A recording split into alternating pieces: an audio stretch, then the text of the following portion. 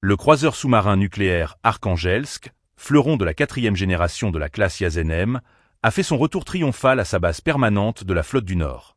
Ce moment symbolique a été marqué par l'accueil chaleureux des sous-mariniers, salués par des personnalités militaires de premier plan, dont le vice-amiral Anatoly Kovalenko et le contre-amiral Pavel Bulgakov, ainsi que des représentants de la ville de Zaozersk et des proches des marins.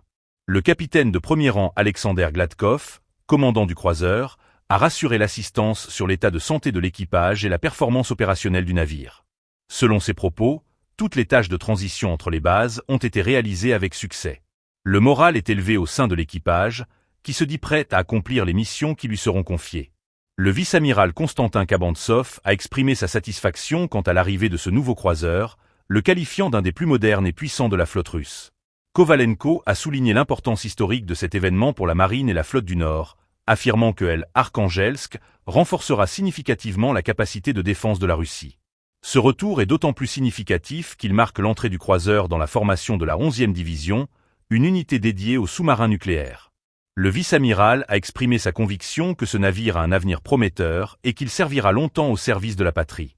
Le commandant Gladkov a également rappelé les contributions de l'équipage durant les tests du sous-marin. Le navire, selon lui, a démontré d'excellentes performances et a bénéficié des leçons tirées des 3 précédents sous-marins de la même classe. L'équipage, bien préparé et uni, entamera bientôt des cours de formation avant de rejoindre les forces de préparation permanente de la flotte du Nord. Des mots d'encouragement ont été adressés aux marins par Alexander Fedotenkov, représentant du bureau d'ingénierie maritime de Saint-Pétersbourg, Malachite. Pour conclure cette cérémonie, l'abbesse Sophie, du couvent Résurrection Novodevitchi de Saint-Pétersbourg, a remis une icône de Saint Archange Michel au commandant Gladkov, une bénédiction pour la nouvelle mission du sous-marin. Ce retour de Arkhangelsk à sa base permanente ne représente pas seulement une avancée technologique pour la marine russe,